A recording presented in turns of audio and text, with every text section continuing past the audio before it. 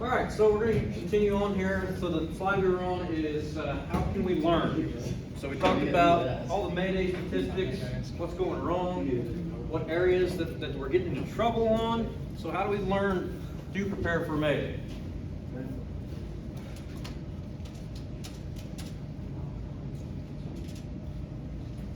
All right, first one. So rookie school. So that's your departments that put on a rookie school or a rookie program of sorts.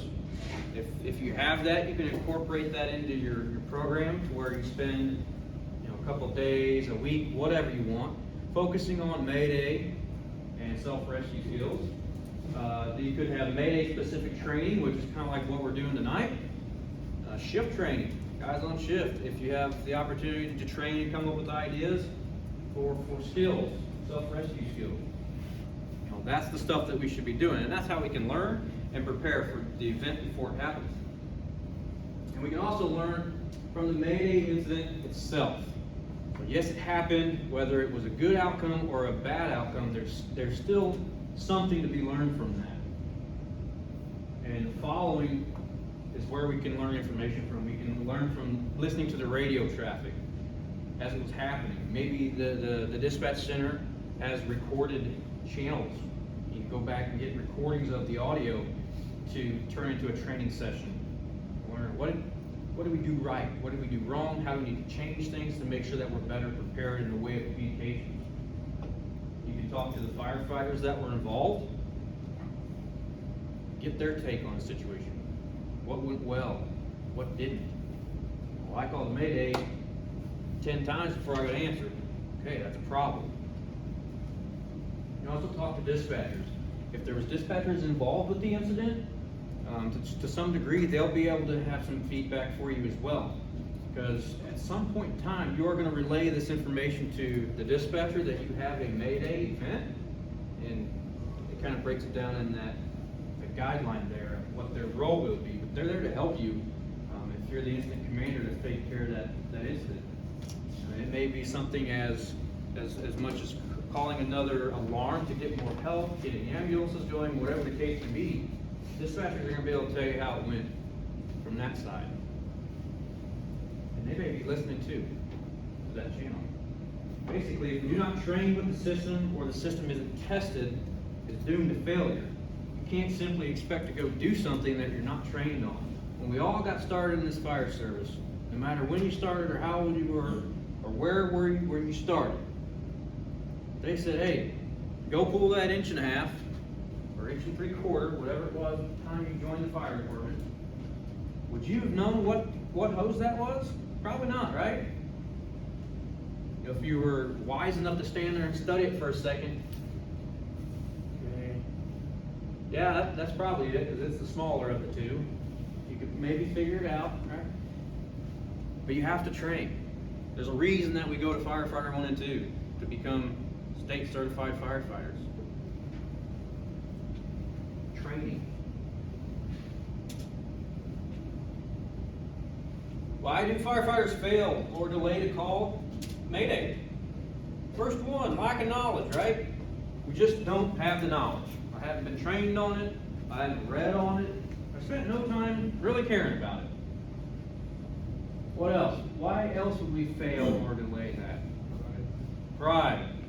That's another big one that comes up. So pride. I don't want to call Mayday and then come out and have everybody dogging me, because I couldn't hack it in there and I got scared and all this, right? That's maybe what we're afraid of on the outside. The fire service is kind of a cutthroat deal. We all bust each other at the knees, if you will. And that's just our way of having fun, right? That's that whole camaraderie aspect of it. That's how we associate with each other. But yeah, unfortunately, it's causing issues when it comes to, hey, I'm in a situation, I need help. Like, we've put ourselves out there to a point where you're afraid to call for help because you're worried about what they're going to think when you come out. We're doing it wrong. We're doing it wrong for ourselves. We're doing it wrong for each other. I need Caleb Price to know that if he gets in an issue and it's bad and he calls Mayday, that when he comes out, I'm not gonna be giving no craps about why he called it. I'm just gonna be like, you're here, give me a hug, and you guys know that I don't hug. That'd be a big deal, okay? What else? What else might we delay or fail to call? Not realizing how bad it is. Yeah, not realizing how bad it is. I don't even know I need to call a Mayday. So that could come from two different things. To me, that could come from two different things. One is that lack of knowledge or training. I wasn't able to recognize the signs that were there telling me, hey, it's getting bad. And two, our gear. The gear we are wearing now is so advanced from what it was even 10, 15 years ago. We're no longer able to rely on feelings from inside the gear. Before, if you had 15, 20-year-old gear and you went into a structure fire, okay, you're gonna feel that. You're gonna know when it's getting hot. Now you put on the stuff that Jimmy's brand new gear that he gets, you put him in that same exact scenario, Jimmy's probably gonna sit in there for a while and it's not gonna make a difference. He's not even gonna realize that it's that hot. Okay? So, yeah, all good things. That's why we have to become aware of our surroundings and train on the signs of flashover, backdraft, things of that nature, so that we don't put ourselves in a situation that causes a Mayday event.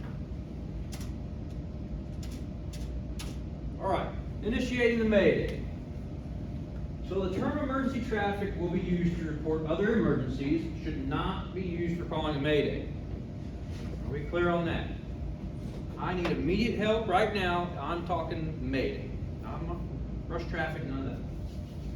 The IC should contact dispatch by announcing Mayday traffic. So somebody says Mayday, Mayday, Mayday. What channel am I on?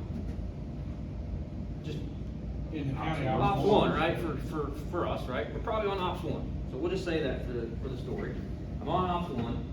Who's answering my Mayday? I see. Hopefully. It could be. We don't know, right? Somebody's answering that Whoever's in Mayday. command. Yeah. Somebody's gonna answer that. I'm gonna give it about 2 seconds for somebody to answer him, and I'm gonna answer myself if I can. Right? So that's now gonna be my lifeline. That person, whoever that person is, if you're not the incident commander, you need to be telling IC, hey, we got a Mayday situation. So then they can jump on a different radio and go, hey, IC to Central or whoever, be advised we have a Mayday. Activate a second alarm, okay, or whatever that procedure would be. So the term Mayday typically will be used in the following situations, but not limited to. I don't want you to leave here and go, find yourself in a situation other than this that's bad. Well, that wasn't in the list. I guess I'll just sit here and figure it out. No, all right. So just be mindful that there's other things that could cause you to have to call a Mayday. Okay, so we can initiate a company member who's lost, trapped, stuck. Might just be hung up on something. Doesn't mean that the whole roof's got to come down on you. Involved in a collapse that have fallen, separated from your crew, equipment malfunction, maybe your crew member goes down, or we have some type of medical emergency while we're doing it. That could happen. There's nothing else going on that's wrong other than Joe Blow just collapsed. That has happened. You're advancing into the fire. Where's my partner? Well, I knew he wouldn't cut out for this. He got scared and run out. No, he's passed out at the front door. We can initiate it by the company officer or a sector officer. Other member who cannot account for an assigned firefighter or group of firefighters who is operating in the hazard zone. So that's what essentially happened the night that we had our deal. I wasn't answering him, so Pratt just went ahead and said, hey, I think we have a Mayday situation. And that was it. So you can do that. If you're trying to get in contact with somebody on the inside or that's operating in the danger zone, hey, I can't reach them. I'm calling a Mayday for you. Mayday would generally occur following a PAR, or a Personnel Accountability Report. Fails to locate or account for a suspected lost member of crew. So when they go and they do their 20-minute marks, Central calls 3700 command, your next 20-minute mark. What are we looking for?